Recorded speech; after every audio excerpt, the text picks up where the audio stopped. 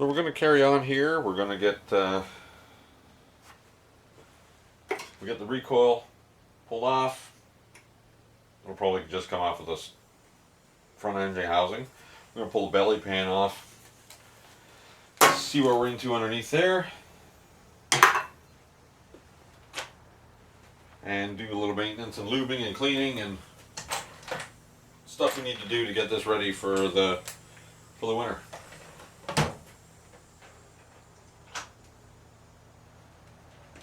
Pull the belly pan off first.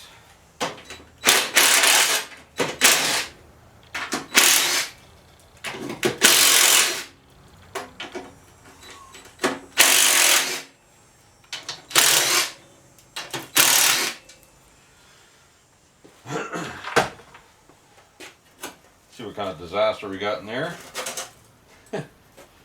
Well, the belly pan has seen better days. We'll patch that up. I think I'll make a new one. We'll figure it out as we go. What do we got going on in here? Friction wheel's not bad. Friction disc has got no grooves in it. I don't think this had a lot of run time on it.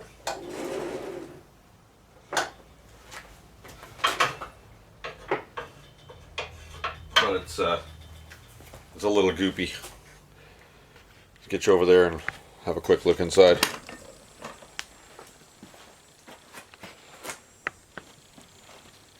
So the friction disc looks okay. Not very worn. That's alright. That looks okay. Could maybe use a belt. We'll get that working anyways. So to change gears, you pull the lever, and what it does is it moves this pulley back and forth. Closer it is to the middle, the slower it is. Farther out, the faster it goes. So, but this shaft that it slides on, it's got grease on it, but it's very thick grease. Actually, difficult to change the gears. So what I'll do is I'll clean that up with a little brake clean on a rag, and I'll put some lithium grease on there. Lithium doesn't tend to harden up.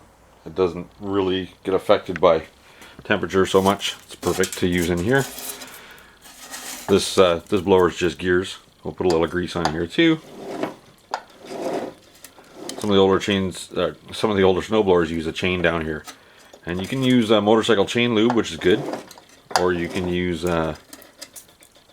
chainsaw bar oil on that chain. Okay, well, we know there's nothing major in there. Get you back up on the table over there and we'll pull the top cover off. So we got the starter button off. It's got an electric starter, so we got that off. That's just a matter of running around, taking the bolts off that are required to get this housing off.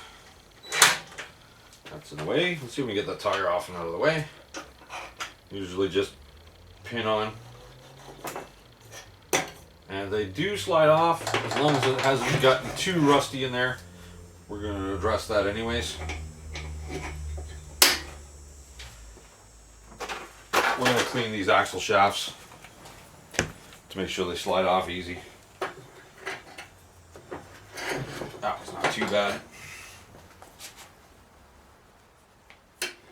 Pins back in there so I don't lose them.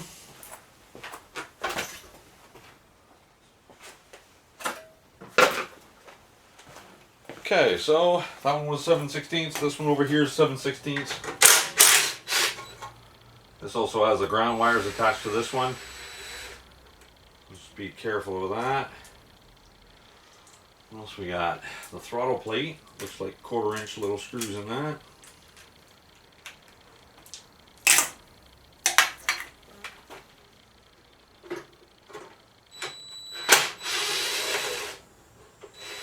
I'm just going to pull the whole plate off with these 2 little screws and set it to the side so it's out of the way.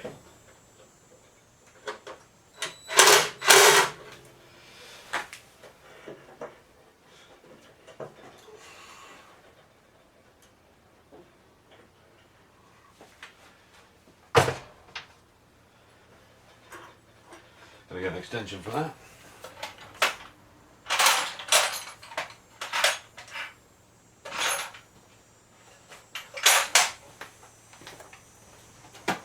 Just need an extension to reach in there a little further.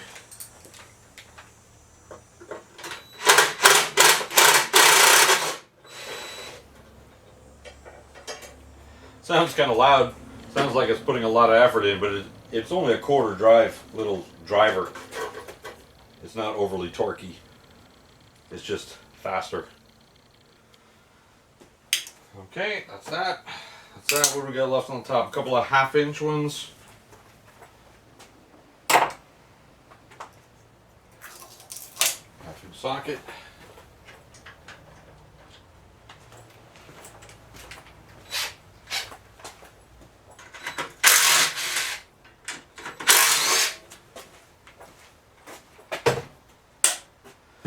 I wonder if it'll clear this bracket. We might have to take this off. We'll see. Should be everything though. Should.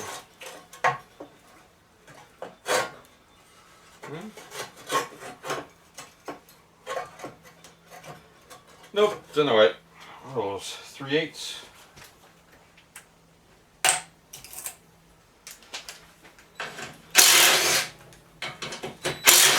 Get these little guys out of the way. That's fine, because I got to clean that piece up and de-rust it. And get some paint on it anyways. Just stay. Just stay. Okay.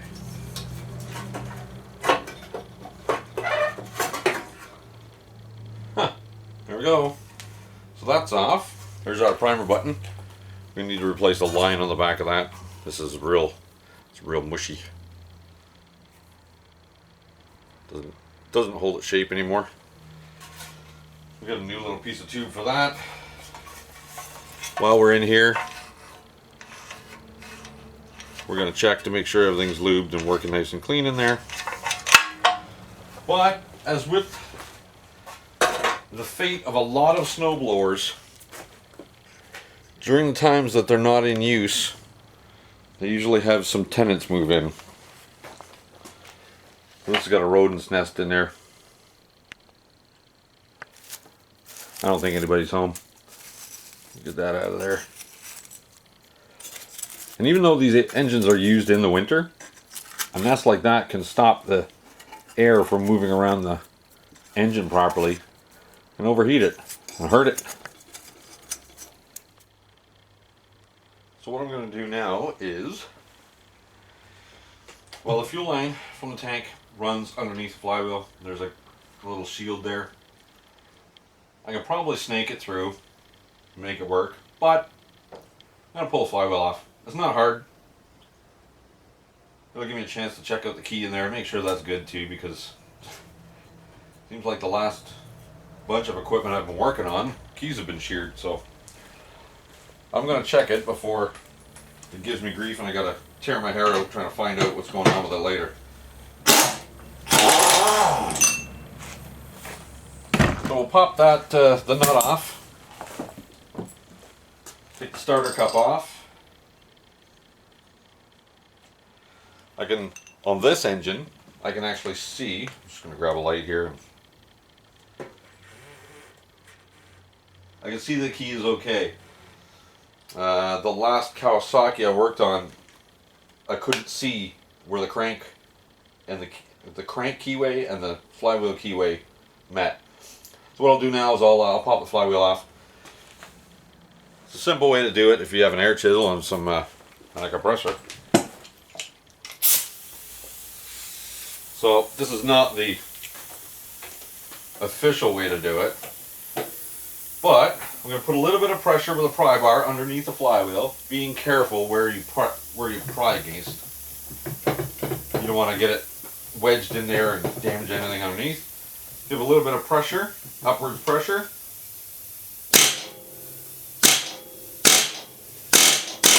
There we go. Popped right out.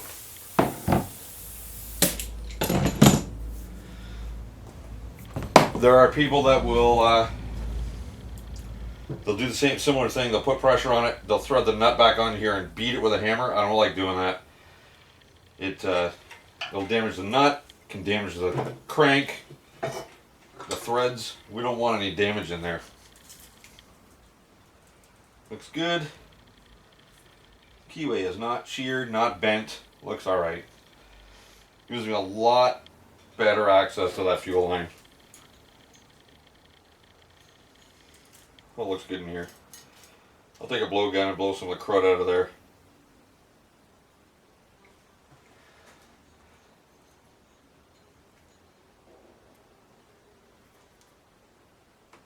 Huh. Interesting. Found pieces of material, metal, actually stuck to the magnet in here. Old metal. It's in there. It's rusty. It's been there a while. These two little pieces.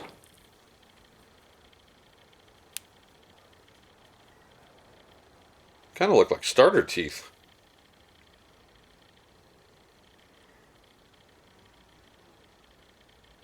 Well, I know the starter doesn't work. It just hums and growls. Sure enough. 1, 2, 3 teeth missing off that starter.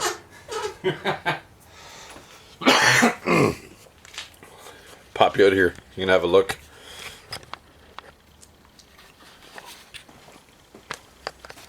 See what I'm seeing. One there. One there. That's an old brake. There's rust underneath it. One there. And that's 3. Well, that would explain that. Might be able to change the drive on that. I'm not putting a new starter on there. The starter for this is about, I'm going to say at least 150 bucks. Definitely not worth it changing it on this flip. If I can get a starter drive and change it, I might. I'll price it out and see. If not, this thing, even though the carb was a mess before, pumped the primer a few times, hit the choke, it would pull. When I pulled the first pull would fire, and on every time. So I wasn't concerned about that. I did blow all the remnants out of the cooling fins. And anytime you have a rodent infestation, you always want to check any wires, or this is a high tension lead. I always want to make sure that it hasn't been chewed or eaten. Before I pull the flywheel off, I check the coil gap. It's not too bad. It runs fine. I'm not going to mess with it. At this point, I just wanted to get a little better access to this line right here. That's the one we have to change. I could have snaked it out, but taking the flywheel off allows me to check a few other things at the same time. Yes, I'm flipping it. I'm not keeping this, but I don't want whoever buys this to have any trouble. I want to make sure that everything is right, and that they have a decent machine when the time comes to use it. Alrighty, I gotta go get some more 1/4 inch fuel line. I'm out. I gotta get some primer line too. Once I get back from the store, we can jump back on this. Looks like we're just going to do a bunch of lubing up and little maintenance and clean up. We're going to take a flap wheel or something, clean all the rust off of that. Ended up popping some grease in it, spinning the wheels with the hubs back on there just so they don't seize on there. They actually came off pretty easy. That wasn't too bad. Wasn't too bad on that. Check that bushing. This is the axle. This bushing, well, either this one or the one on the other side, they do wear. It's quite common, actually. Not much play in there. That's good. That's good. There we are. A little bit. But usually what happens is the whole thing starts to flop around, and it's when you grab a hold of the handles, you can lift it up and down, and it kind of twists and turns. Okay, so I'm gonna grab some stuff for the parts store, and when I get back, we'll carry on. Got my new fuel lines routed through there. Hooked it up on the carb, hooked it up on the bottom of this fuel valve. Guys, if you're working on your own snowblower and you don't have one of these fuel shutoff valves, find one. They're $4 or $5. Put one on there, and whenever you're done using it, leave it running. Shut the fuel valve off and let it run out of gas. Drain the bowl. Let it run out of gas. It'll empty the bowl itself. And that's the best way to store these things, because even if you live in an area where you get snow, you don't always use it all season. You might use it once or twice, maybe a winter. Other guys use it every other day. It depends where you live. But we need a snowblower here in our location, but I probably used mine twice last year. I didn't use it a lot, so make sure you drain the bowl. It's just the safest way to store it. It's easiest. You know it's going to work the next time. You won't have any grief with bad gas or stuck floats or any of that stuff. So we'll get the flywheel back on there. We'll line up the crank key. Okay, that's set. I usually just give them a little bump with a rubber mallet. Make sure they're down. We'll put our starter cup back on.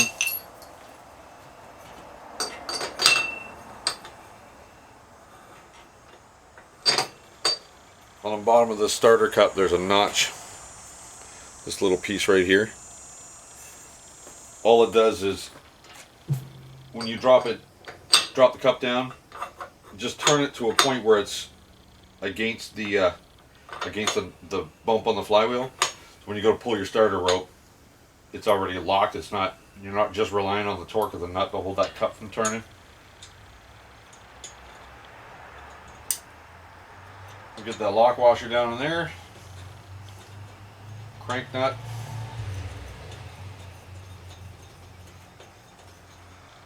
Got to start it by fingers. Gonna bump that down. Torque is somewhere around 100 foot-pounds. That's tight enough. There is a torque spec, obviously. There's a torque spec on everything, but that's tight enough. That won't give us any trouble. Just double check our clearances on the coil. Supposed to have about a business card thickness between the coil and the magnet on the flywheel. We're all set there. It's a good thing we had that covered off. Get that nest out of there.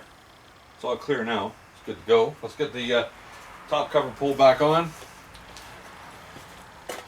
Put a new piece of line on the primer. Connects to the button up here. Just drag that down. Make sure the line is on the outside of the cover so you can get to it when you need to. Just going to turn the flywheel around so the magnet is at the coil. It should give me a little easier time. The magnet's not going to be trying to fight me. Come on, you came out of there. You got to fit back in. There we go.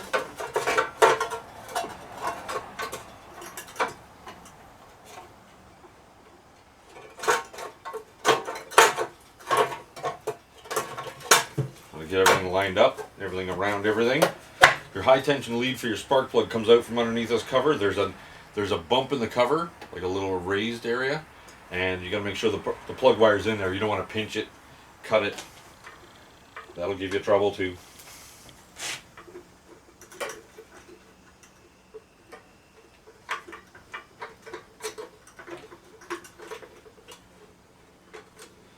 Right now I'm just wiggling things around to get them lined up properly.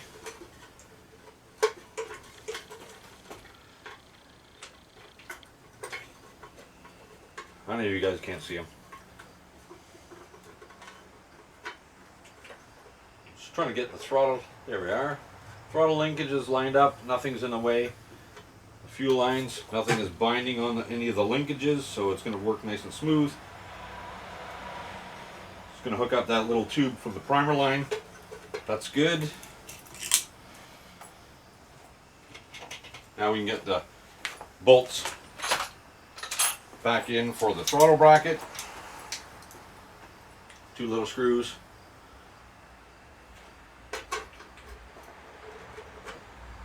These are just self-tappers right into the right into the tin or the engine guard. You just tap right in there. It just got to be snug, not too tight.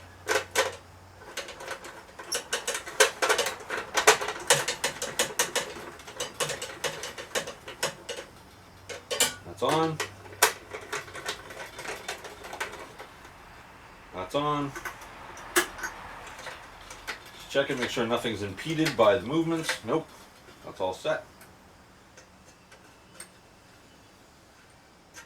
Looks good here. I'll put the rest of the bolts in. A couple of 1/2-inch bolts up the top.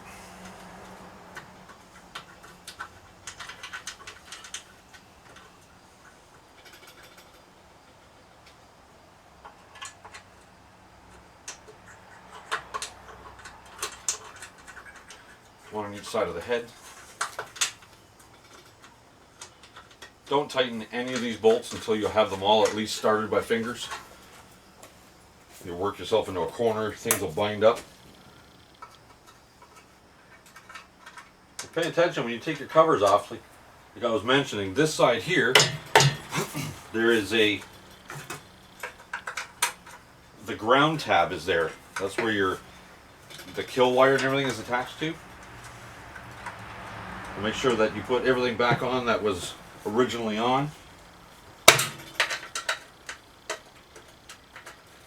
This is that's the reason why you don't tighten things until all the bolts are in. Sometimes you just got to give it a little tweak to get things lined up.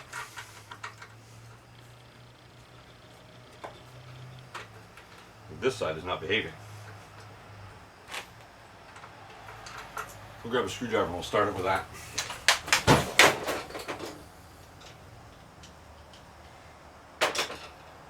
Not with that one.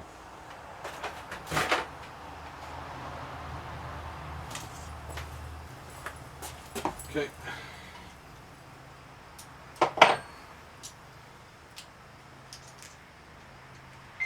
I'm just going to use a little 230 bit to get this started.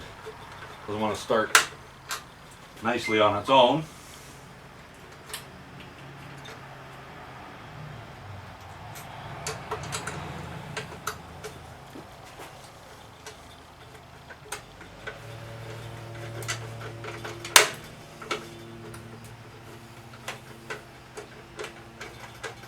There we are. Everything started. I'm going to zip them down with the cordless gun.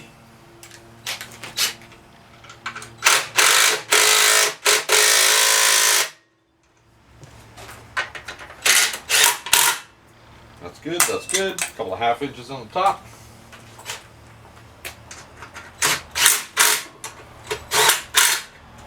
Tight enough. Okay, so the front cover's all assembled again. I did look inside the recoil starter. Everything's working fine. I don't need to oil it and lube it in there. If you don't need to oil it or grease it, don't. Because oil and grease over time hardens up, thickens up, and stops moving properly. Lithium grease is one of the few that don't. That's why I'm going to use it on the bottom in the drive inside here. But the top end's good. Recoil works. New fuel line. That'll get us nice and set. Throttle cables are all in there. We can check for maximum engine RPM. There's one little screw over here that adjusts that, but that's down the road later when we get everything else working and cleaned up and ready to go. So what I've done here is I took a die grinder and I just got the loose rust off of there, both sides. Now we can just pop those tires back on.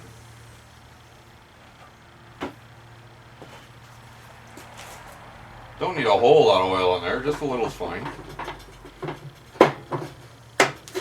Give her a spin, that'll distribute the oil everywhere. And it spins very nice on that shaft now. Now you can see that the oil is spread all over the shaft. If it's still got some spots that are dry, just run another little bead of oil along it.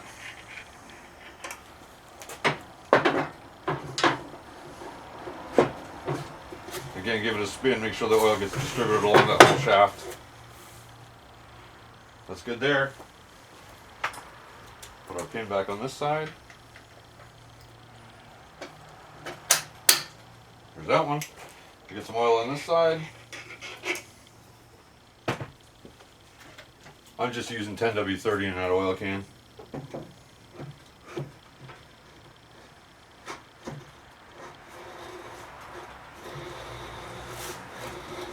Get enough oil on there, it'll actually lube the washers that are between the hub of the wheel and the bushing.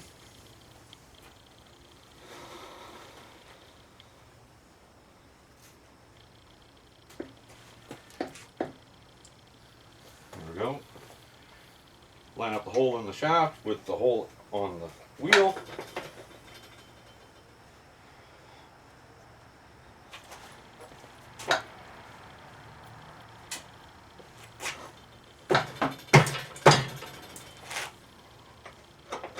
Here we go. Insert that little quick clip. Done. Now we're back together. I'll reset the camera and get an angle into the gears here, and I'll show you how I clean those up and get them ready. So again, what we're doing in here is we're going to clean up this shaft. That's a hexagonal shaft. This is the shaft that the clutch slides back and forth on as you change the gears. This one's very gummy because it's got old grease on it. So you can use a few different things. You can use brake clean. You can use straight gas. I don't usually use straight gas. It does work. And it actually works very well. I use brake clean. So I'm going to use probably a little brake clean on a shop towel here. And I'm just going to wipe that shaft off. Get the old grease off.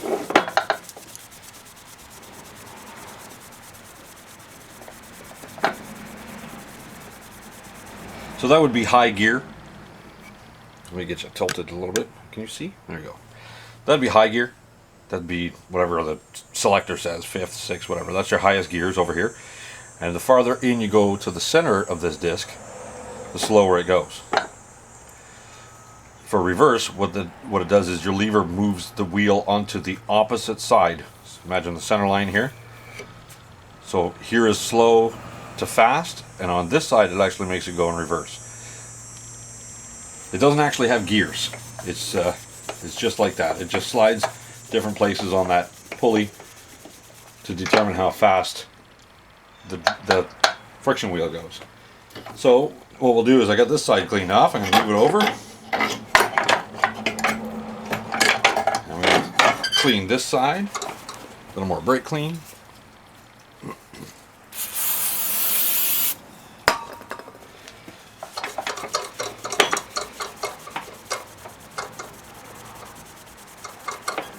It was just a little bindy, a little tight. Yeah, it was pretty dirty. Got quite a bit of dirt off that. A little clean spot of the rag. Wipe it back and forth. That's good. We also want to clean the disc, that metal disc. We want to clean that, and we want to clean the surface of the friction wheel. Just make sure that there's no oil or grease or any contaminants on it.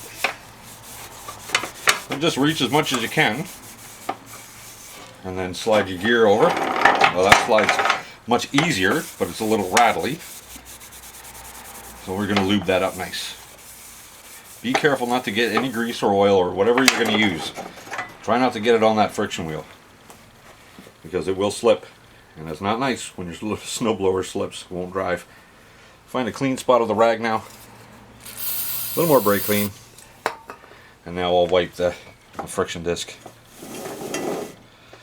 I'm just holding the rag against there and turning a wheel, one of the drive tires. And that is not necessarily dirt. Some rubber is coming with it, but it'll be the oxidized top layer. There. Nice and clean. That is good to go.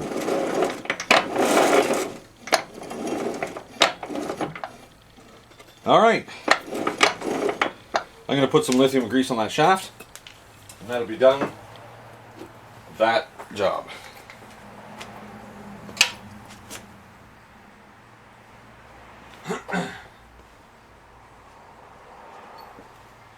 Don't need a whole bunch, just enough. You just want to coat it, just to get a little thin coat of grease.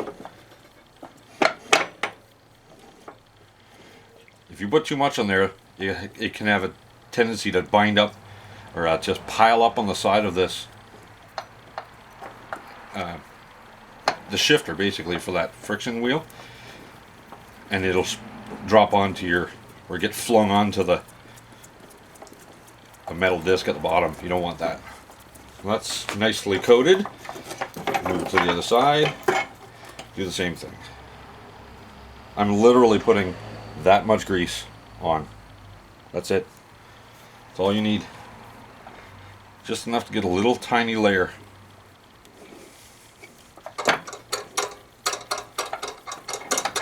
That'll help prevent the shaft from rusting.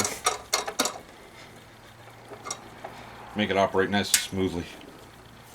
Let's get that out of there now. Let's check it out. Effortless. Absolutely effortless now. It was actually binding to a point. It was stiff enough that this part of the shifter was actually flexing as I was trying to shift it back and forth. Now what we'll do is I'll just dribble some oil on this gear. You can put grease there, whatever you like. I'm just going to put some oil on it. Not a lot, again, you don't want anything to end up on that metal wheel. Just tiny little bit of oil in there. Rotate it around.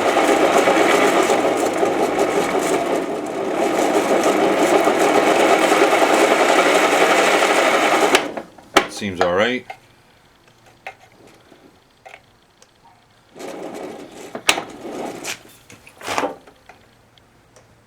These are bearings. You can't do much with them on the where that shaft goes through the body. Where that shaft is actually goes underneath here. There's a bearing under here, and there's a bearing on the other side that supports it. That's good. Little drop of oil. Just half a drop, just on the things that move. Don't need the oil in here because there's lots of clearance in there. Nothing's going to get bound up and stuck in there. But yeah, that's like brand new. Perfect, beautiful. Just going to take this opportunity to. I got the oil can in my hand. The little rollers and such for the cables. I don't want to tilt you up, you're going to get a blast of the sunlight. These little rollers that the cables run on, I've got the oil can in my hand, I might as well oil them up. Just a drop. That one's actually stuck. That one's sticky, so I'll have to loosen that bolt, clean up the corrosion underneath it, and get it fixed up. Okay, well that's just about everything underneath there. We don't have to do a whole bunch. I'm going to lube that pivot up. So what happens is when you pop down the lever to engage the drive lever, it pulls, get just steady there, it pulls that disc towards the friction wheel. So I'll activate it. It pulls the disc up to the friction wheel. And that's what gives you your drive. So a cable here that's too loose, or a cable here that's too loose will not put enough pressure on there and it may slip. A cable that's too tight will put too much pressure on and will prematurely wear that rubber friction disc.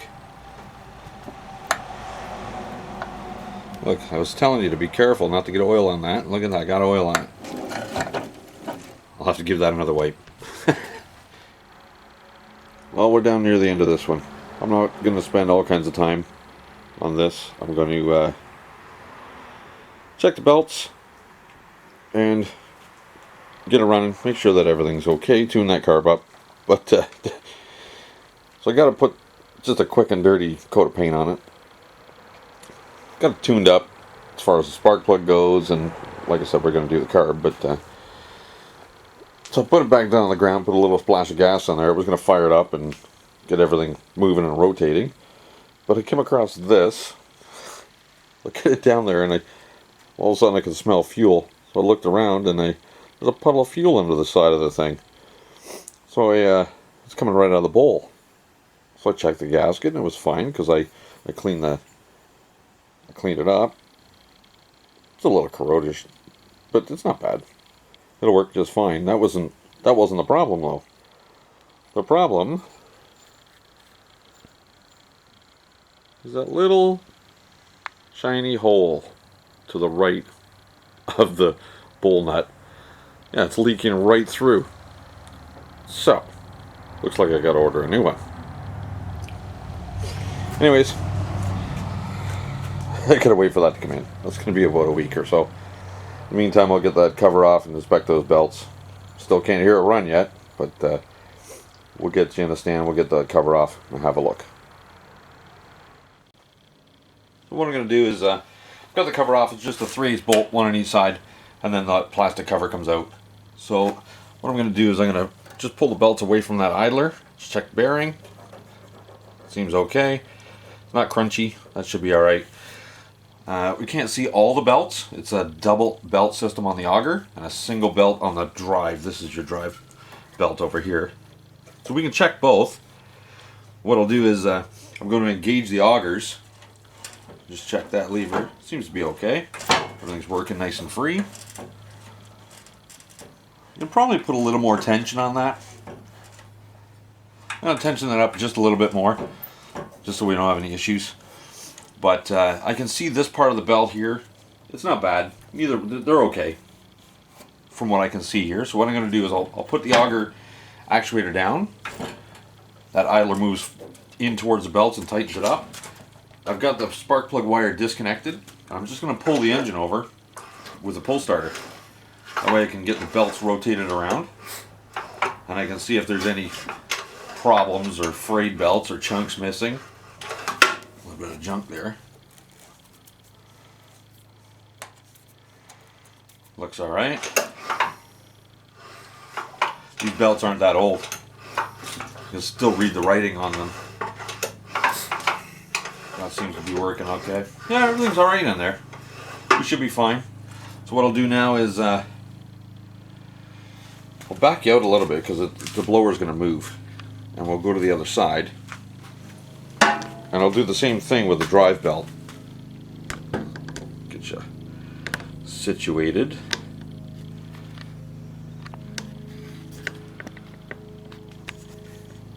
Make sure you can see what I'm looking at.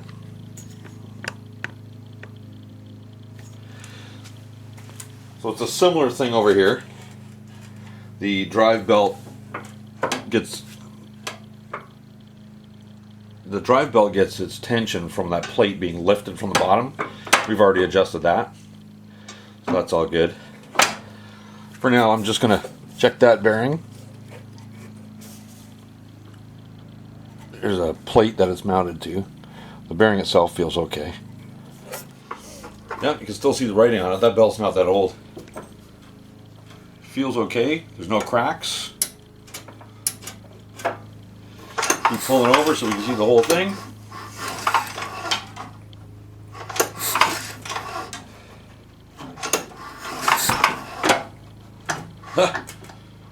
About to run you over. Blower's starting to move a little bit. Hit the tripod. Yeah, looks all good. Okay, I'm happy with that. I am going to tension up the lever a little bit for the auger, and it's just going to pull a little harder on the spring. Everything's moving free. So I'll get you down the back here, get some tools gathered up, and we'll get the auger belt a little tighter. A little bit harder to shoot that angle because the camera's facing up and it's pretty bright up there.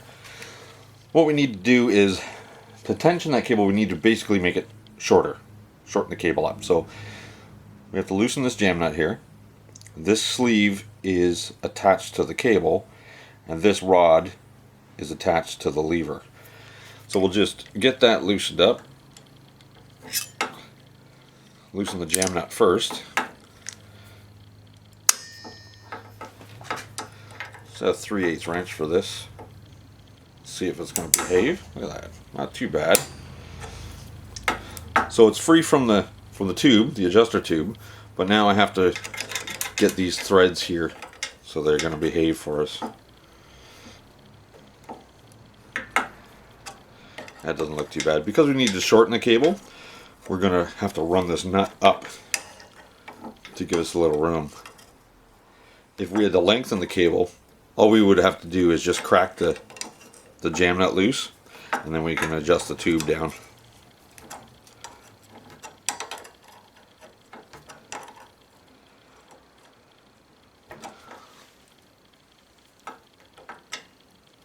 I don't want to break anything here. It's very small little rod that holds this.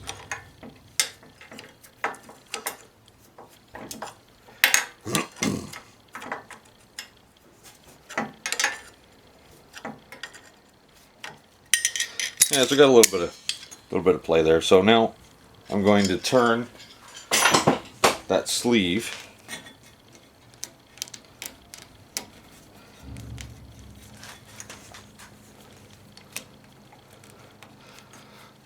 tighten it up a little bit.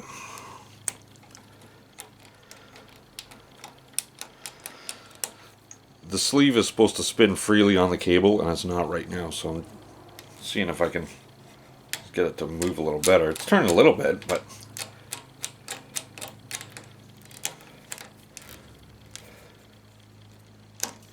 now I think I might have to spray some lube down in there. I might have to get this completely taken off,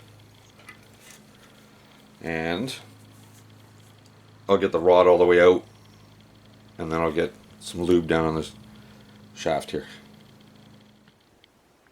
Okay, so I got it figured out. What I did was, I've already got it free and everything, and then I put it together because I wanted to take it apart on camera and show you how I did it. So what I needed to do was, I needed to take this tube off, like take the rod all the way out, and I couldn't get it to spin. I didn't want to bind up the cable. So up in the top of this, let's get a little light on there, if you could see it. There we go. It's a Z cable. It's a Z band, similar to what would be on a carburetor for linkage. I couldn't get it out. I went down to the bottom, and I just popped the cable off the pulley. Gave me lots of slack here. And then I just pulled the Z out. Then I was able to take the rod out of the sleeve, sprayed some penetrating oil in there, and got it all free. So that's spinning nice now. We'll get you back in the stand, and I'll get this thing adjusted, and I'll show you how that goes. Just pop it back on the loop. There we go. With it being that loose, I don't like it that loose because it can actually pop right off that little pulley down there, cause somebody grief. So get you back in the stand, we'll get that adjusted a little tighter, and carry on. Alright, so we got that all backed out.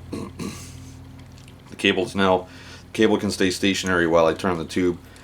We back the jam nut up a little bit, and we'll tighten this up, essentially making the cable shorter, and that'll give us the effect we need down the other end. It's already more snug. There we go, a little bit more, a little bit less.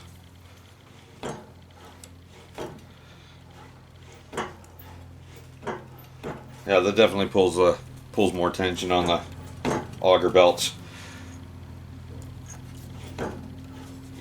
With the dual belt system, you don't have to have that quite so tight. It's got double the surface area for the belts. So it doesn't have to be super tight. If it was a single belt on the auger system, you would need to make sure that it's far more important to have this tension right. with the double belts, it's not that big of a deal. It's got to be tight enough to work, but it doesn't have to be stupid tight. Now we'll just snug down this jam nut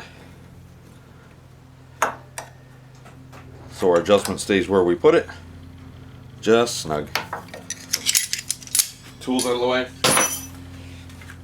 We got just a little bit of slack in that cable now. Just a little bit of slack. Not enough to pop it off the bottom of the pulley either.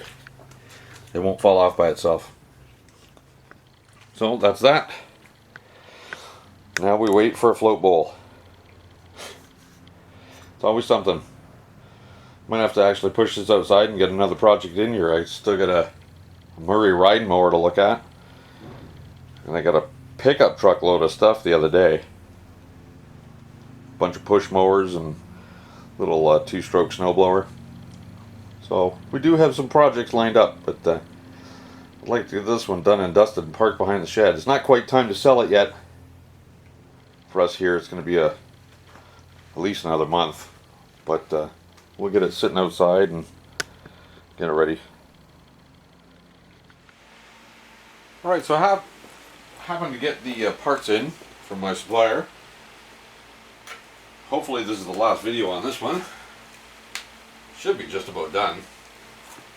Did everything else. I made sure I had fresh oil in it. Just need to change that float bowl because it had that rot hole that's right through it. I just loosely assembled the old one. Just so junk and crap and corrosion didn't get stuck in there when it was sitting outside.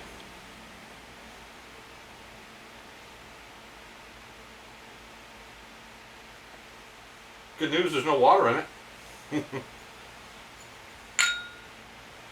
So, this gasket's still okay. We're going to reuse it.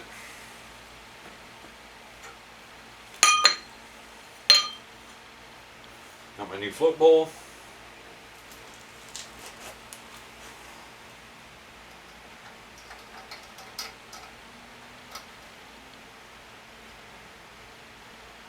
Got my fingers in there making sure that the float pin is in position. It is.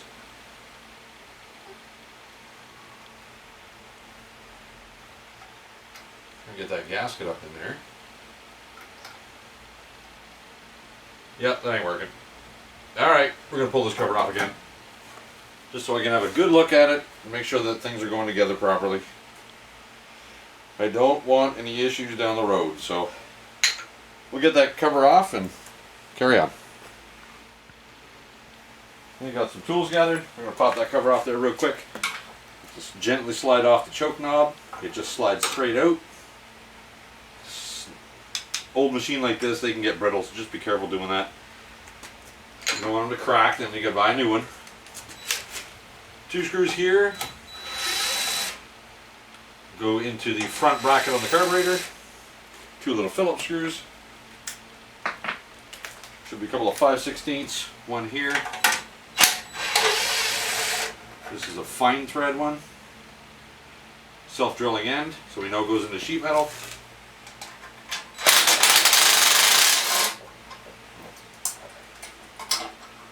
That's a machine thread one. It gets threaded into aluminum, right into the block. So,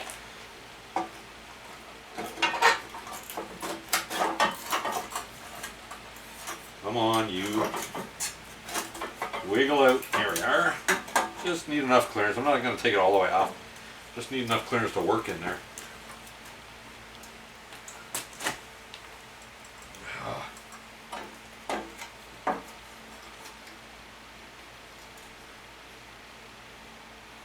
Okay, the float looks good.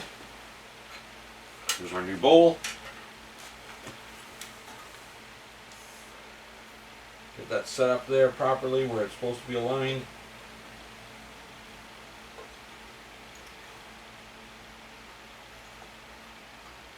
Slip right into place.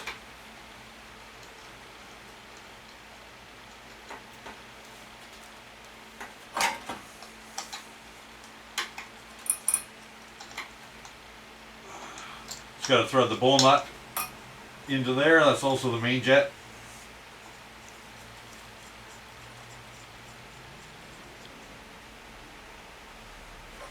Okay, we'll snug that up with a wrench. 7/16, I believe. Yes.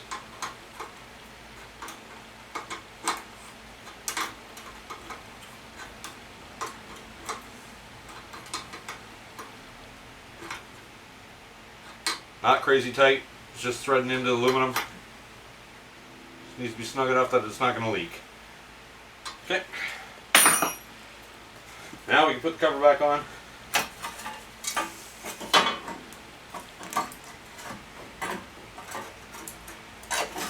We'll slide it, the cover to the back, get around that choke knob.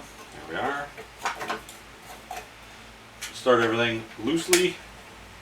There we are. Oh, we know all the bolts are at least started before we start cranking stuff down.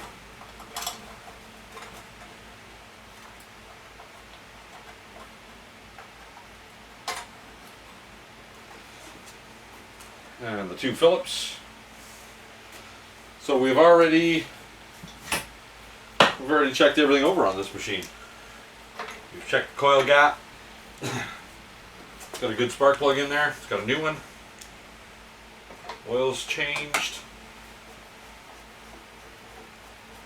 Belts have been inspected, all the clutch and everything. Okay, yeah, I think we should be good to go.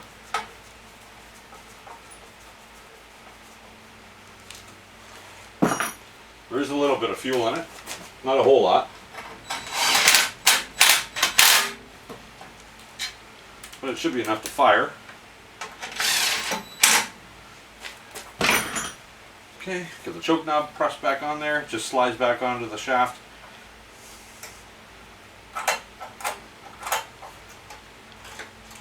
Everything seems to be good there. Well, let's try it. Turn our fuel on.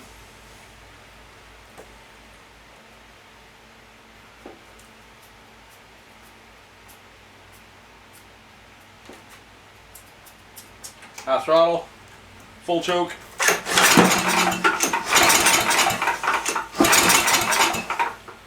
Might need a minute to get that fuel into the bowl.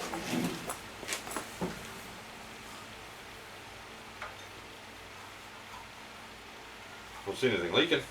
Don't feel anything leaking. All right.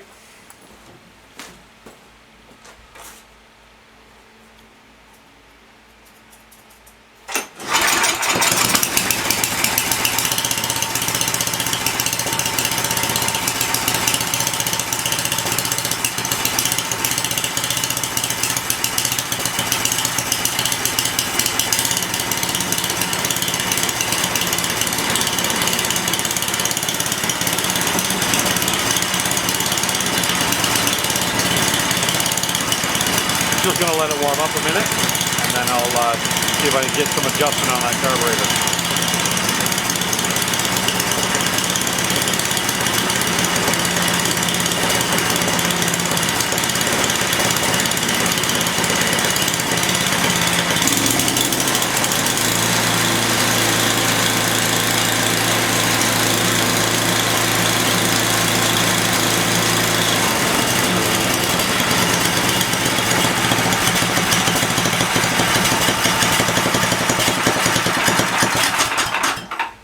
Too slow.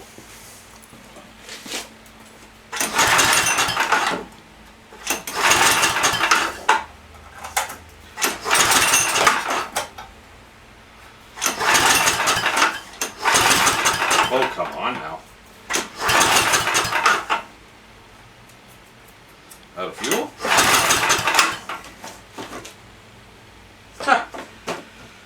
Out of fuel. All right, hang on.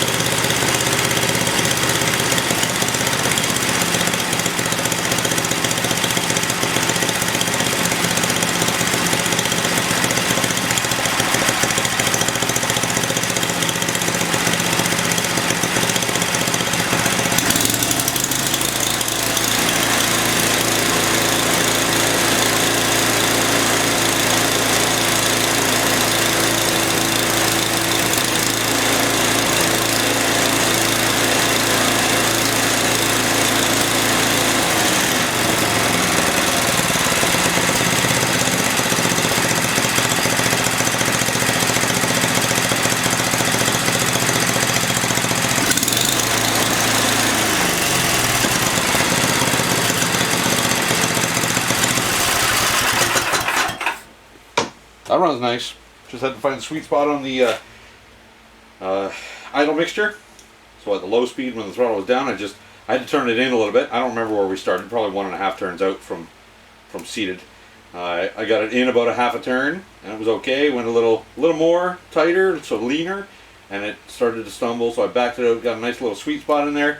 That should be good at an idle. These machines don't get operated at an idle, anyways. They get operated wide open, but it's nice that the older machines actually have a throttle.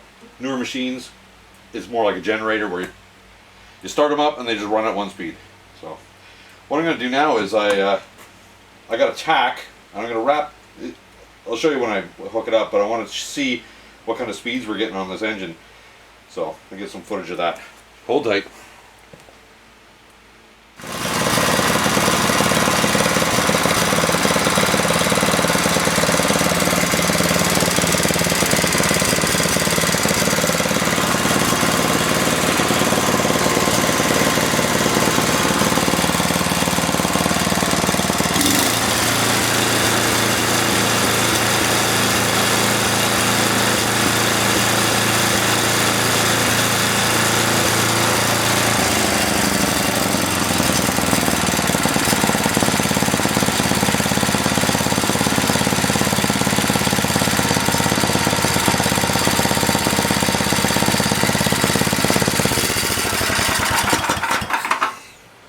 So this is just an inexpensive tack.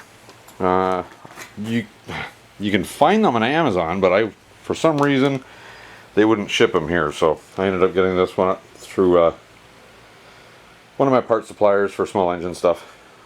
So the one lead, the red one, just wrap it around the coil wire at least 5 times, and the other side you just ground it anywhere. This one is I think it's designed for like a semi-permanent installation, so it's got a little half loop on it. What I'm going to end up doing is just putting a little alligator clip on that, so I can clip it on anything I want, because I'm going to use this as a testing tool. I'm not permanently mounting this on anything. So for 20 bucks, it's worth a shot. We'll see how it goes, and it can be set for 2 strokes, 4 strokes. It'll work on anything. You have to on the screen you have to set it up for that way. There we go. Oh, that's the hour. So it's got total runtime of 3 minutes on this meter. As I was saying, you have to set it up so you tell the meter how many times the plug is going to fire per revolution, and that's how you get your proper reading. 2 strokes fire every time the piston comes up. 4 strokes fire every other time. Most 4 strokes do, unless it has a wasted spark system. But these old ones, these old flatheads, they fire every second time the piston is at the top. The first time it comes up, one time it comes up to the top, it's on the exhaust stroke, and then the next time it comes up, it's on the compression stroke, and that's when it's going to spark. Then the next time it comes up, it's on exhaust. There's no spark on this engine. Anyways, this one, this wraps it up. This little blower is it's good to go. So what I'll do is, before I actually park it outside, I'm going to shut the fuel valve off, and I'm going to run this machine until all the fuel is out of the fuel bowl. That way it's going to sit with an empty fuel bowl. It's not going to get gummed up and cruddy by the time it comes time to sell it. The fuel I put in here is non-ethanol 91 octane, and I also add I use seafoam. I like seafoam. It works good for me. I've had good results with it. I put it in everything that I own. So this is going to be a wrap on this one. Nice, but not too big of a project on this one, but it's something. Maybe I'll see cruise my local classifieds, see if I can find 1 or 2 more. Gotta get something going in here. We have to stock up projects so we can work on them over the winter. Okay, thanks for joining me on this one, guys. Please, if you like this video, don't forget to smash that thumbs up button. Small timer YouTube guy like me, it's nice to see likes on videos. If you feel like it, hit the subscribe button, and if you do that, don't forget to hit the bell icon. You will get notified when I post new videos. Until next time, guys, take care. and we'll see you in the next one.